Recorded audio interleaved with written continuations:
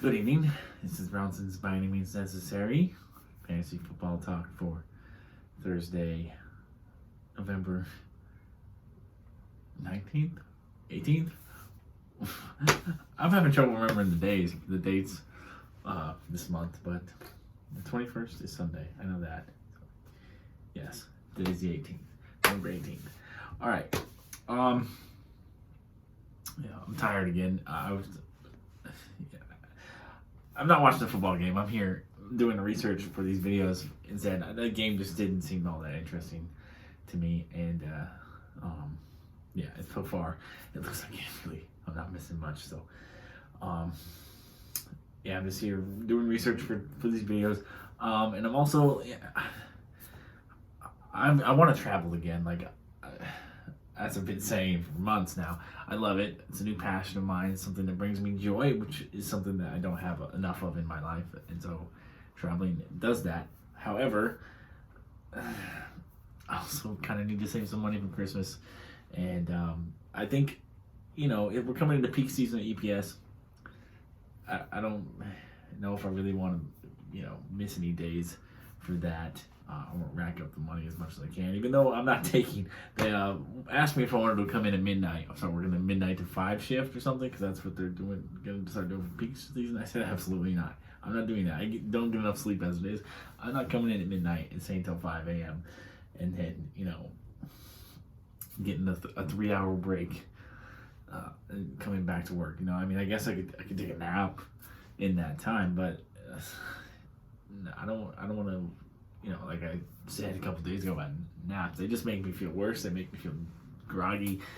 I don't want to deal with it. So I'm just going to take, the normal shift that I have, maybe stay a little bit later,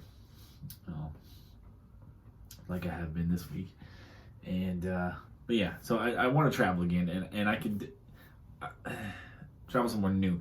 I'm going to go back to Arizona. I'm thinking New Year's Eve weekend that's when I want to do that. But I'm debating if I want to try to squeeze in another, trip to someplace new here between now and these next 6 weeks, last 6 weeks of this year. I already talked to my boss at my main job with SSP, and he said there's not going to be a blackout on time off requests for this time period, just the week of Christmas. So Christmas Eve to New Year's Eve, it's going to be a blackout, which is fine. I get it. So we're gonna have to work our scheduled shifts or whatever.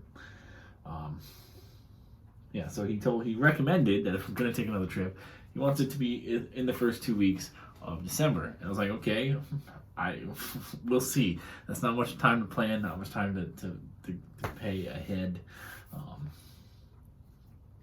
I don't know. There's a lot of places I still want to see, places I want to go back to. I'm gonna wait. Like I said, I'm going to go back to Arizona again for the 3rd time this year, probably New Year's Eve weekend, and I want to go back to Alaska. I want to do that next year. I'm going to do that early next year, January, February, possibly March. There's some other places I want to go. I don't know if I'm going to just wait until January or try to squeeze it in this year. I gotta figure that out. Figure out if I'm going to be able to do any Christmas shopping. I need to get an oil change in my car. I need to do that. Probably should have done that tonight, but I'll probably do it tomorrow. I want to travel, this area. Spend a little bit more time traveling in this area or this region, within a few hours of my house. A little more. So I'll need money for that. So I don't know. I don't know if I'm going to do a new trip this year or not, but we'll see. We will see. I haven't really done any research on flights and stuff like that, when the best cheapest time to go, places to go. I got a couple places on my list, East Coast places on my list that I want to get knocked out here shortly, soon. It's either going to be, in these next couple of weeks or in January, going to knock out one of them. And then the other one will be, probably my first, other than going back to Alaska, will be my first priority in the new year. But yeah. I mean, once I start researching flights and stuff, I'm probably gonna get into it. I'm probably gonna be like, yeah, I'm doing this, but like, so I'm trying to kind of avoid that. But I don't know. I'm not even really like, just like last year. I wasn't into Christmas last year. I'm not super excited about Christmas this year. Like, I don't, I mean, holidays are just depressing for me these days because it's like, I don't have any kids. I don't have a girlfriend. I don't have a wife to spend those days with. So it's like, whatever. I mean, I'm excited for Thanksgiving. Thanksgiving, when I was a child, Thanksgiving used to be my least favorite holiday because, like, my mother fed me good. I ate good as a kid, and I miss that. And when you're a kid, you don't realize how good you have it, like eating wise, and so like Thanksgiving to me was just like whatever. It's just food. Like, I get plenty of food. I get fed well. But now that I'm an adult, like, I look for like months before Thanksgiving. Like, I start my ham craving in like June, and I'm not gonna go buy myself a big ass bone-in ham because that's a lot of money. That's a lot of meat. I'm one single dude. I'm not, like. First of all, I don't really know how to cook meat. I'm terrible at it. I can cook a burger. A burger's fine, but like I'm really bad at cooking meat. I really need someone to probably kind of show me how to do that. But so I don't know how to cook meat, and I don't even know what the hell I would do with all that ham. I mean, I know it would be good. I'd be snacking all the time, but like that's a lot of ham for one single person. So it's just impractical for me to buy a whole entire ham and just eat it. But man, I love a good bone-in holiday ham. Absolutely one of my top 3 foods.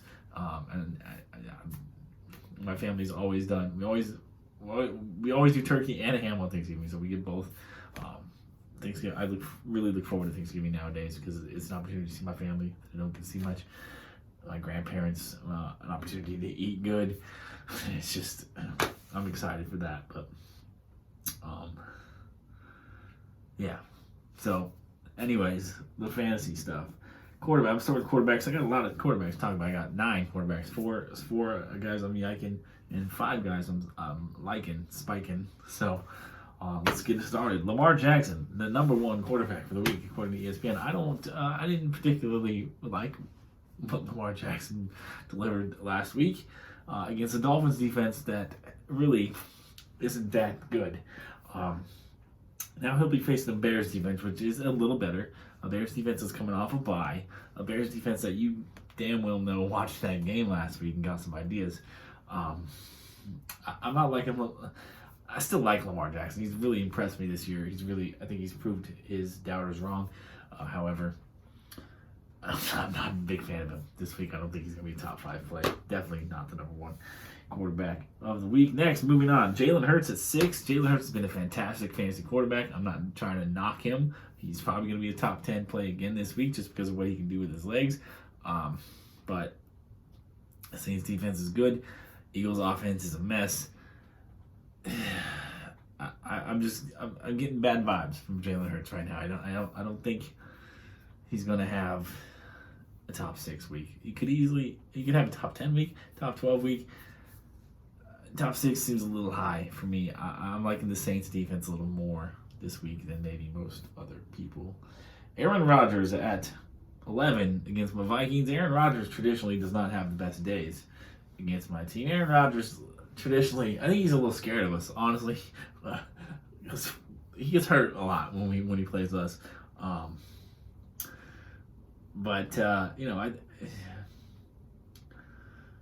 know our defense actually did pretty well against Justin Herbert on Sunday, which was nice to see. It was nice to see that in person. I just can't get over my SoFi Stadium experience. I definitely would go back there and watch a game. And so I think Aaron Rodgers is going to have a little bit of a rougher than he's used to day. Still, probably starting quarterback, top 12, top 15 quarterback. 11 though, I'm leaning, I'm eternally optimistic about my Vikings. I think Aaron Rodgers is going to have a harder day than he probably will. but I'm downgrading him from 11 for me. And lastly, Cam Newton, 15 against the Washington football team. I think Cam Newton is going to be the best quarterback the Panthers have this year. That's not saying much. I think he's gonna guide them into the playoffs, a wild card spot.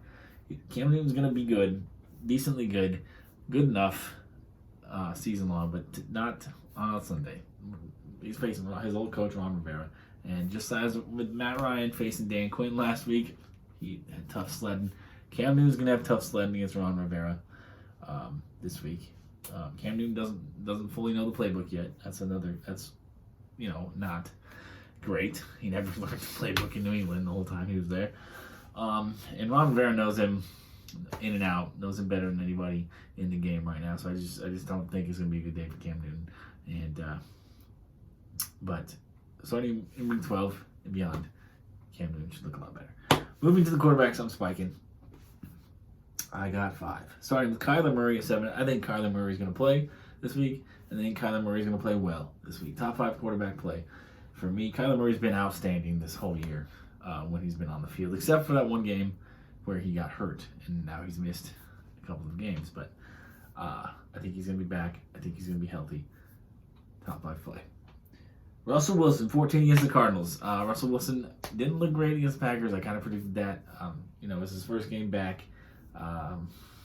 It was cold weather climate in Green Bay, but he's gonna be back in front of his home fans this week, and in a warmer place. I wouldn't say Seattle's gonna be Seattle in November is not it's not San Diego in November, but it's not Green Bay in November either. So and being back at home, I think Russell Wilson's gonna be more like his old self, top 10 play for me.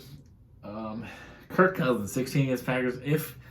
Again, I'm going to be eternally optimistic here. I think the Packers, I think Mike Zimmer, hopefully Mike Zimmer, stubborn dumbass, is going to embrace this new aggressive approach on offense because he saw how well it worked last week. And the Packers is an easy defense to, what's the word I'm looking for? An easy defense to go off on. Easy defense to be aggressive against. So, I like Kirk Cousins as a top. He's at 16. I'll put him in the top 15. I'll be a little conservative, but Kirk Cousins might be top 12 play for me. Jimmy Garoppolo, 19. I can't believe he's still this low. Like, he's been ripping these defenses a new asshole for the last month or so. So, George Kittle's healthy. Brandon Ayuk is looking, like an NFL wide receiver again. Deebo Samuel still doing his thing. Jimmy Garoppolo and the 49ers offense is clicking on all cylinders right now, and especially that passing offense. I would have Garoppolo as a top 12 play this week, probably even in the top 10. 19 is so disrespectful. And Carson Wentz at 24. I know he's facing the tough Bills defense in Buffalo. It's probably going to snow, but Carson Wentz can improvise. Carson Wentz is a magician. Carson Wentz is going to do some stuff that is going to, maybe not look so good in real life football, maybe not conducive to winning the football game, but for fantasy, just as with Jalen Hurts, he's going to be just fine. Carson Wentz still a top 15 play for me this week. If you're in 2 quarterback leagues or super flex leagues, Carson Wentz is someone you should still be playing, not benching. All right, we're at 14 minutes. I still got to do the tight ends. Luckily, I don't have a whole lot to say about the tight ends this week. The tight ends that I am yiking, starting with Mike Gesicki at 5. If he had, 0 catches for 7 yards. I don't know how he got 7 yards without a catch last week. Maybe it was 1 catch for 7 yards. Those are the kinds of games that Mike Gesicki delivers far too often. He's looked pretty good most of the time this year, but he's not consistent enough. That Dolphins offense is not good enough to make me think that Gesicki is a top 5 play, even though the tight ends are a little bit more bad than they normally are this year. Next, Dallas Goedert at 8 versus the Saints again. Eagles offense is a mess. Passing offense, especially. Saints defense is pretty good. I don't like anything about the Eagles this week. I'm going to be perfectly honest with you. I don't even Jalen Hurts. I don't know if I'm even going to start Jalen Hurts. Nothing about it. I don't like any of it. Probably going to be yiking all the Eagles this week. And Evan Engram at 15. I know that's a little low for the Titans. I had to get a third one. Evan Engram, I think with the Giants receiving core being healthy this week, Evan Engram's days as a streaming option at tight end, which lasted all of 2 weeks, are over. Evan Engram is not going to see as many targets or production because he's not going to be the only healthy pass catcher out there, really. So Evan Engram belongs on your bench, or most likely, more probably, on the waiver wire. Now, the tight ends that I'm spiking. Tyler Conklin at 13 versus the Packers. He got 2 touchdown catches last week. Kirk Cousins obviously trusts him down in the red zone. Kind of like we all thought he would with Kyle Rudolph, but he never really did with Kyle Rudolph. But Tyler Conklin seems to have his trust. Tyler Conklin is going to be a red zone threat every single game. And against the Packers, if they continue this aggressive offensive approach, Tyler Conklin should see a strong share of red zone targets again, which puts him in the top 10 at a weak tight end position for me. And at 17, we got Adam Troutman, Saints at Eagles. Adam Troutman, I don't actually know how to say his last name. I think it's Troutman. Has looked halfway decent with Trevor Siemian back there at quarterback. He's been getting a lot of targets, a lot of catches. Not a whole lot of yards, no touchdowns yet, but I think the touchdowns eventually going to come. Production's going to creep up. I like Adam Troutman as a top 15 play, possible streamer in a 12-team league. And Rob Gronkowski is back for the Tampa Bay Buccaneers, way down there at 20. Gronk, when healthy, with Tom Brady, always a top 10 tight end play, especially with the way he looked starting the season. He was just a machine, just a monster.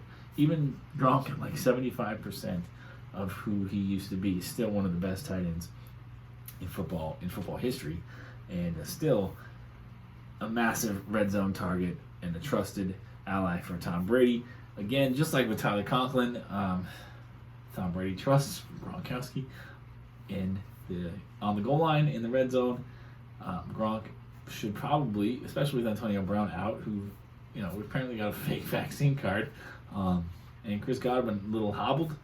Gronkowski's going to see more than his usual share of targets, just between the 20s, between the hash marks, whatever you want to call it, and get some red zone looks. I've been high on Gronk all year. I know that injury was pretty serious. I'm glad to see him back. Hopefully he can not hurt himself so badly again. He's been a guy who just gets hurt bad. He's had like 3 back surgeries, now punctured lung. Like, he needs to take care of himself first. Staying retired was probably a good idea for him, but fantasy players are all happy he's back. I'm happy he's back. The game is better when Gronkowski is playing it, and so happy to see him healthy. I hate that he's playing with Tom Brady. I hate that Tom Brady's still playing, and I hate that Tom Brady's still good. But happy for Gronk, and Gronk at 20 is ridiculous. He's a top 10 play. If you have Gronk, and let's say you don't have Travis Kelce, Darren Waller, Mark Andrews, Kyle Pitts, even though Kyle Pitts isn't looking so good today. If you don't have one of those 4, you probably should be starting Gronk. There's no reason. Gronk's Mike Gesicki's at number 5. Gronk's. I would rather have Gronk at 5. Gronk's a top 5 play when healthy, so go with Gronk. That's all I have to say. All right, we're ending this at 19 minutes. I'm gonna go make some top ramen for lunch. My coworker and I were talking about pork earlier and how much I love pork, and so now I'm craving some pork top ramen, which happens to be what I have, so that's what I'm gonna go make. So, and then I'm gonna put on some Netflix and ride the exercise bike because I'm feeling a little fat. I feel like I'm not really getting the exercise that I need lately. So, ride the bike, exercise, top ramen. Good night, right? Life of a lonely bachelor. Peace, love, and nacho fries.